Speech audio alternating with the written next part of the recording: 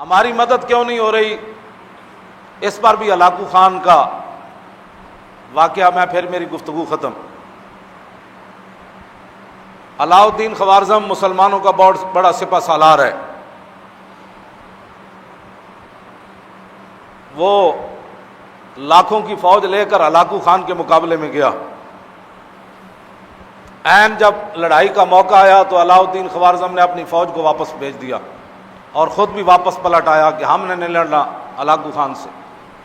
لوگوں نے کہا کہ یہ آپ نے کیا کیا ہے؟ وہ بغداد کی اینٹ سے اینٹ بجانے آیا ہوا ہے اور آپ فوج لے کر واپس آ گئے، کیوں نہیں لڑنا چاہتے؟ توجہ کرنا، ہماری مدد کیوں نہیں ہو رہی؟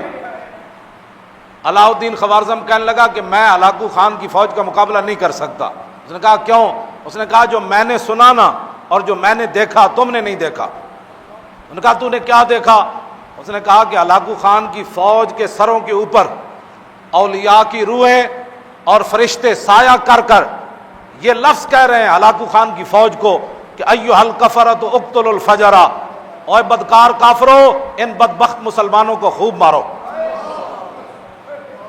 نے کہا جب اللہ کی مدد ہی ہمارے ساتھ نہیں ہے، فرشتے بھی اللہ کے یہی کہہ رہے ہیں ان بدبختوں کو مارو۔ یہ کلمہ حضور کا پڑھتے ہیں، آئیڈیل غیروں کو سمجھتے ہیں، یہ کلمہ پڑھ کر بھی ان کو یقین نہیں ہے کہ ہم نے کیا کرنا ہے۔ انہوں نے پاکستان حاصل کرنے کے بعد 69 سال گزار دیے حضور کے دین سے خوف زدہ کرتے کرتے، آج بھی حضور کے دین کو انہوں نے ہوا بنایا ہوا ہے۔ اسلام آ جائے گا تو ایسے ہو جائے گا، اسلام آ جائے گا، لوگوں کو ایسے ڈراتے ہیں جیسے ڈاکوؤں سے ڈراتے ہیں۔ اسلام کو انہوں نے ہوا بنا دیا۔ انہوں نے کہا کہ ایھا الکفرۃ اقتلوا الفجر، اوے کافرو ان بدبخت مسلمانوں کو خوب مارو۔ اس نے کہا جب اللہ کی تائید ہی ہمارے ساتھ نہیں ہے۔ جب خالد بن ولید پھنس گئے تھے نا شام کے محاذ پر، اور پوری فوج نے، ہزاروں کی فوج نے، ان کے 10 بڑے بڑے سپہ سالاروں نے خالد بن ولید کو گھیر لیا تھا اور صحابہ کو پتہ نہیں تھا کہ خالد کدھر گئے۔ خالد بن ولید تنے تنہا ان کے تعاقب میں نکل کھڑے، انہوں نے پہچان لیا۔ ان کا سپہ سالار کہنے لگے یہی وہ بندہ ہے جس نے پورے دنیا کے اندر اپنی طاقت کی دھاک بٹھائی ہے، آج اس کو مارو تو ہر چیز واپس لے لو گے تم، اس سپہ سالار کو مارو۔ خالد بن ولید فرمانے لگے مجھے موت سامنے اس دن نظر آ گئی، میں اپنے گھوڑے سے نیچے اتر آیا، ہزاروں کی فوج کے میں گھر گیا، ان کے سپہ سالار آ گئے۔ آپ فرماتے ہیں کہ ہاتھیوں کی طرح ان کے سپہ سالار تھے جنہوں نے مجھے گھیرا۔ جب خالد بن ولید، اس صحابہ کو پتہ ہی نہیں ہے خالد بن ولید کدھر گئے، تنے تنہا ان کے پیچھے بھاگ کھڑے ہوئے۔ جب یہ صورتحال بن گئی تو تھوڑی دیر کے بعد انہوں نے کہا کہ خالد آج نہیں بچ سکتا۔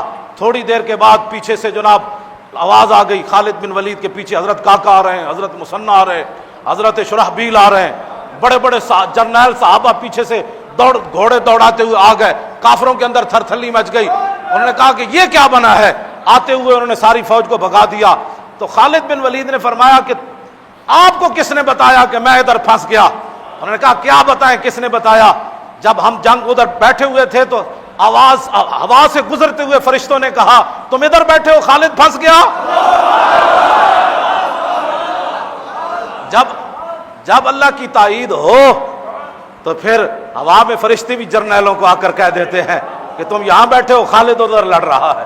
اور جب اللہ کی تائید ہی نہ ہو اور مسلمان گھر میں بیٹھے اسلام کے خلاف باتیں کرتے ہوں